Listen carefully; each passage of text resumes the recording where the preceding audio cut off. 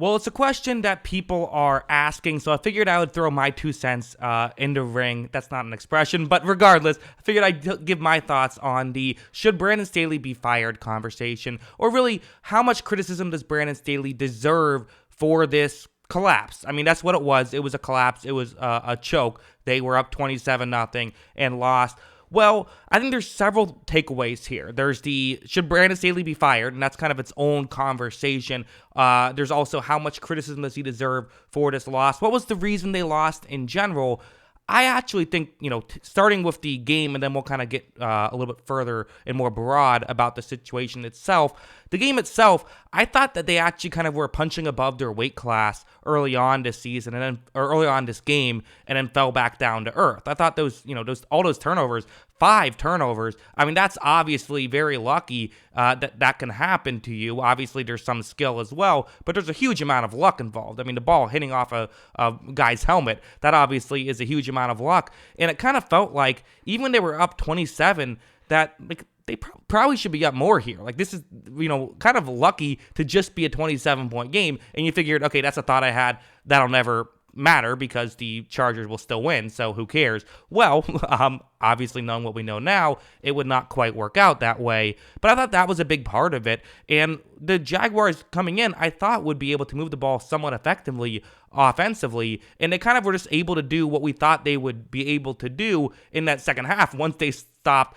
throwing the ball to Asante Samuel Jr. and letting him make the play. That was kind of it. And another aspect, too, is some of these turnovers were fluky, right? You got a couple of fluky turnovers to go your way, and some of them were earned as well, but, there was some flukiness involved, and then kind of you just, you weren't as good of a team, and one of the issues is when you're not as good of a team, but you go up big anyway, it makes you look worse when you lose, even though the reality is maybe you got lucky to go up big in the first place. I thought that was a part of it.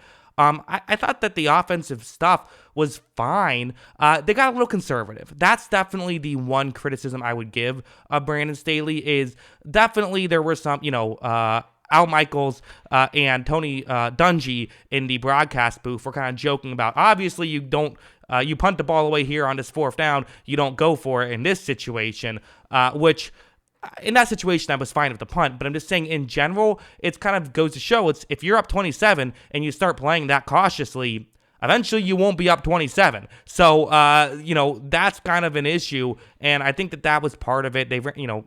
Another issue I think is when they tried to run out the clock, their running game just wasn't good. They weren't running the ball effectively in the second half. So it's going to be hard to win that way. How much does Brandon Staley deserve blame for it? I don't know how much blame he deserves. He deserves some, but I think he's kind of becoming a scapegoat more than anything. I don't think he coached that terribly in this one or anything. However, does Brandon Staley deserve to be fired? Because one thing that people will definitely bring up is the Mike Williams thing. And if they had Mike Williams in this game, there's a very real chance they score more than 3 points down the stretch there in the second half, and they are able to win this football game, which is probably fair.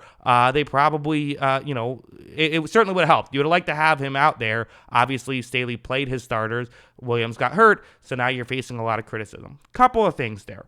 The first thing I have to say about that is that for Brandon Staley, obviously there's a bit of a results-oriented thinking there, right? No one is crushing Todd Bowles for playing the Tampa Bay Buccaneers starters in the first half. Granted, you could argue a couple things are different there, like the Buccaneers really needed chemistry, whereas, the Chargers maybe don't need it as much. Also, the Chargers are much more of a snake-bitten team than Tampa Bay is, and Tampa Bay did not play their starters for the whole game. They took them out, in the second quarter. So those are some key differences, but still, there is a bit of results-oriented thinking, and also the reality is, another thing is that game wasn't meaningless. That game did matter to some degree. If the Ravens won and the Chargers lost, the Chargers would have fallen out of the 5 seed and been the 6 seed. So they, that matters. That is something significant. Still probably shouldn't have played your starters for the whole time. That's not a strategy.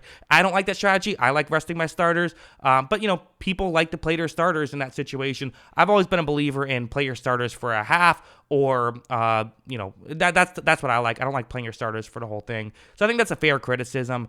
But my last thing about Staley, and again, kind of the broader point of should they fire Staley, why keep him? Like, what has he done to deserve his job? I defended his fourth down aggressiveness and the analytic nature that he was as a head coach, but then he went away from that this season. He's gone away from analytics. So one of the things that he was known for and what actually helped them last year, even though the media would tell you otherwise, but it did actually help them last year with the fourth down decision making. He went away from that. So, okay, that's one thing that you're known for that you don't do that well. The defense. You're a defensive-minded coach. You came in with this strategy, which I was interested in. I wanted to see if it would work, but I think part of the thing is if that strategy, the quarters coverage consistently kind of thing mostly works when you have an Aaron Donald who can stop the run by himself. It doesn't quite work out as well. And some of the personnel moves they made to try and make that happen were just not great personnel moves. And it was kind of based on Staley's coaching strategy. And they were personnel moves I disagreed with, in the offseason. So it's not revisionist history there. So I think that's an issue. And I think the final thing is, you have this star quarterback. You have a really good team. I mean, yes, there's holes for sure. There's things you need to work on, but you have the core of your roster pretty much there. You have a star quarterback on a rookie deal. You should be competing for Super Bowls, not competing for divisional rounds, and still not having a playoff win with Justin Herbert is inexcusable. And I thought Herbert played well in this game. Again, if you get here and Herbert sucks, okay, what are you going to do? That's fine. But you got here, Herbert played well, and you lost.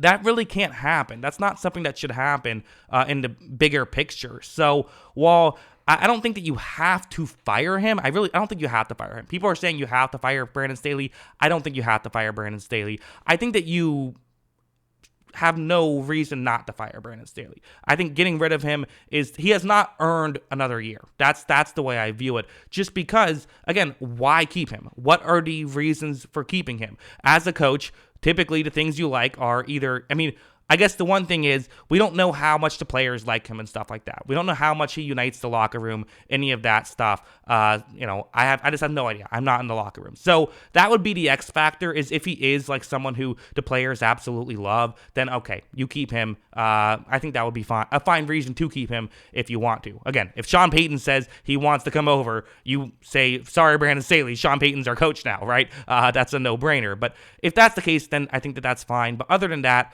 like the X's and O's are interesting, but they have not yet gotten results. The game management stuff has not yet gotten results, and you just blew a big, the team just blew a big lead in a playoff game. You're going to get some criticism for that. So, yeah, those are kind of my thoughts on the Brandon Staley situation. What do you guys think? Let me know in the comments below.